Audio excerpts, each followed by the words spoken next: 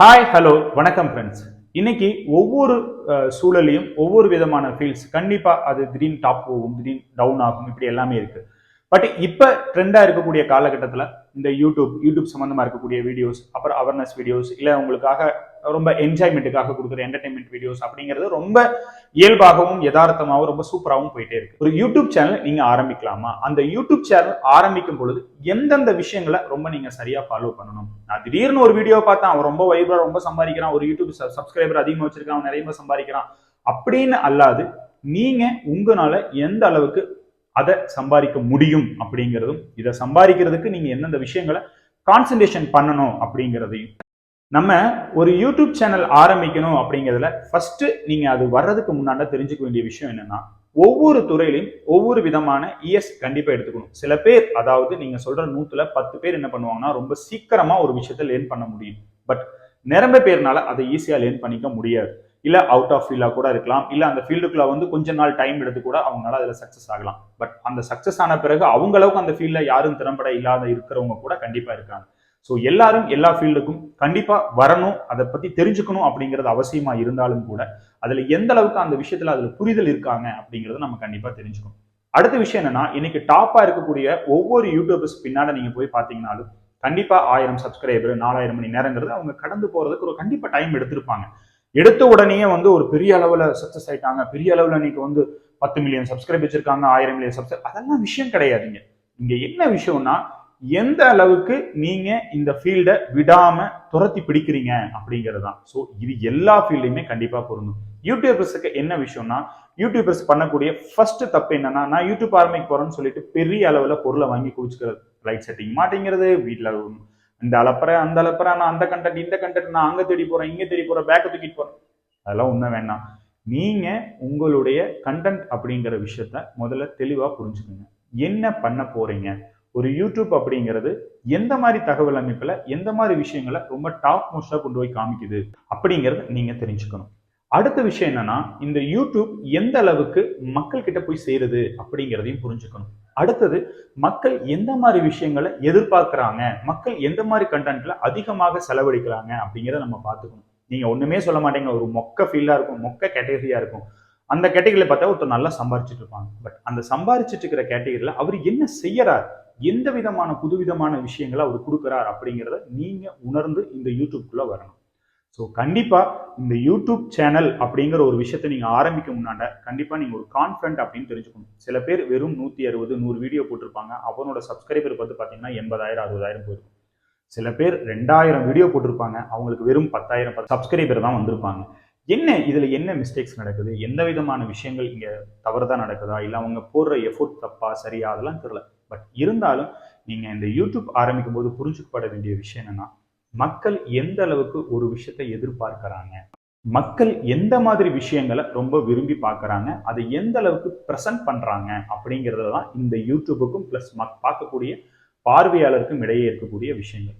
இப்போ ஃபர்ஸ்ட் என்ன விஷயம்னா, நீங்க யூடியூப் சேனல் ஆரம்பிக்கும் பொழுது கண்டிப்பா இந்த யூடியூப் சேனல் சம்பந்தமா இருக்கக்கூடிய எப்படி ஆரம்பிக்கணும், என்ன பண்ணணும், நிரம்ப பேர் நிறைய வீடியோஸ்லாம் போட்டிருக்காங்க. அதை பேசிக்கான விஷயங்கள் எல்லாம் கொஞ்சம் ஃபாலோ பண்ணி இந்த மாதிரி செட்டிங்ஸ் மாற்றணும், இந்த மாதிரி சில விஷயங்கள் பண்ணணும் அப்படிங்கிறத நீங்க ரொம்ப புரிதலோட அதை ஃபர்ஸ்ட் புரிஞ்சுக்கணும். ஓ, இது நம்மளுக்கு தேவை, இது நம்மளுக்கு தேவையில்லை அப்படின்னு நிரம்ப யூடியூபர்ஸ் கண்டிப்பா யூடியூப் நீங்க ஆரம்பிக்கணும்னா ஃபோக்கஸ் பண்ண வேண்டிய விஷயங்களை கண்டிப்பா சொல்லியிருக்காங்க. அது சம்பந்தமான வீடியோஸ்லாம் நிறைய இருக்கு, அதெல்லாம் நீங்க போய் ஃபர்ஸ்ட் ப்ரிப்பேர் பண்ணுங்க, கொஞ்சம் டைம் எடுத்துக்குங்க.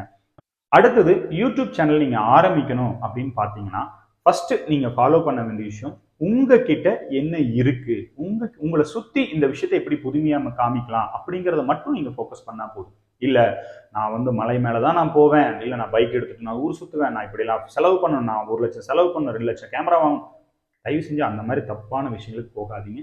எந்த ஒரு பிசினஸ் நீங்க ஆரம்பிக்கும் பொழுதும் கண்டிப்பா நிதானம் வேணும். உங்ககிட்ட இருக்கிறத வச்சு மட்டும் நீங்க பிசினஸ் ஆரம்பிங்க.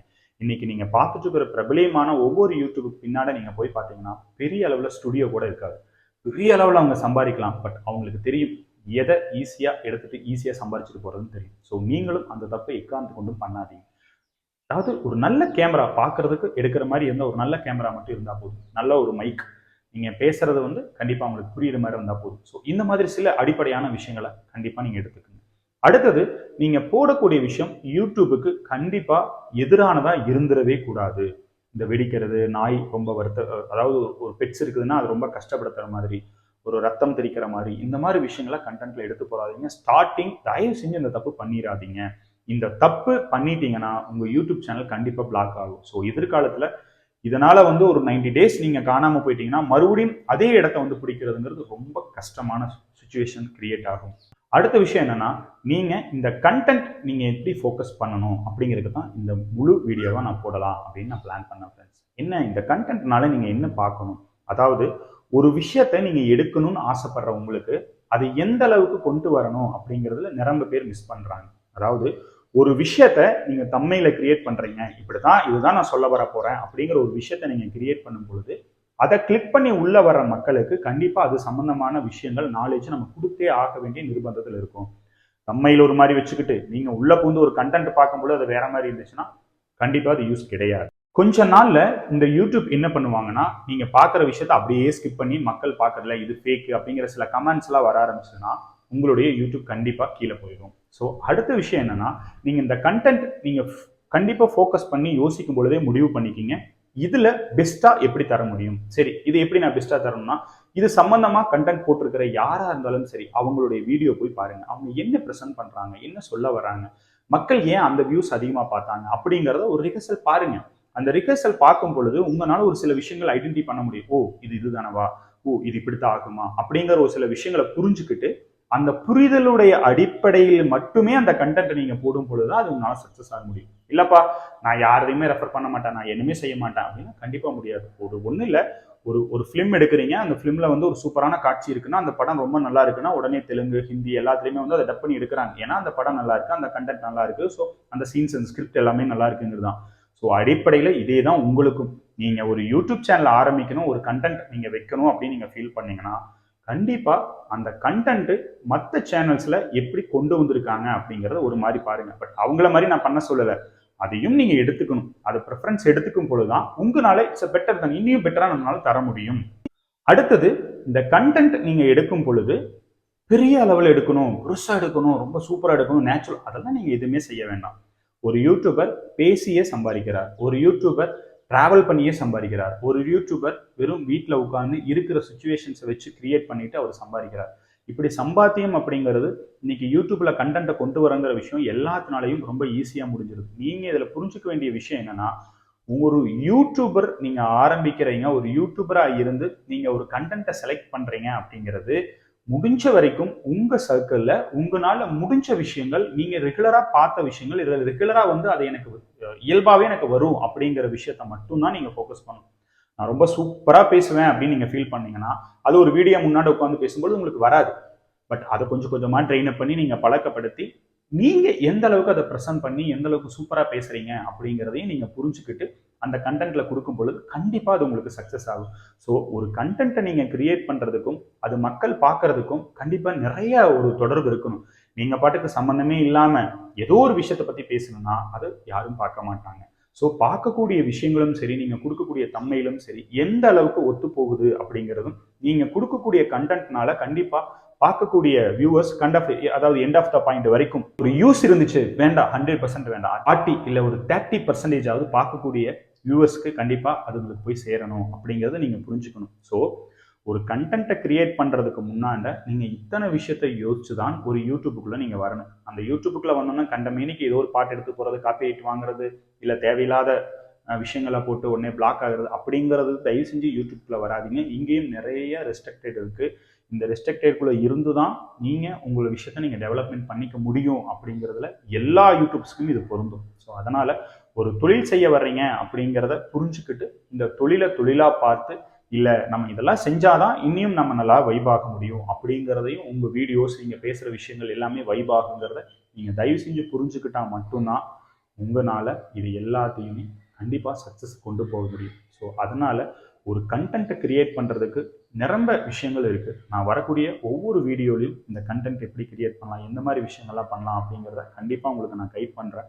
ஸோ யூடியூப்ல நீங்க செட்டிங்ஸ் மாட்டினா மட்டும் நீங்க சப்ஸ்கிரைபர் அதிகமாயிரும்னு நினைச்சீங்கன்னா தயவு செஞ்சு அப்படி நினைக்காதீங்க. இல்லை நான் நிறைய வீடியோ சூப்பராக எடுத்து போட்டேன் பட் வியூஸ் போகல அப்படிங்கிறதுக்காகவும் நீங்க கண்டிப்பா ஐயோ இப்படின்னு நினைக்க வேண்டாம்.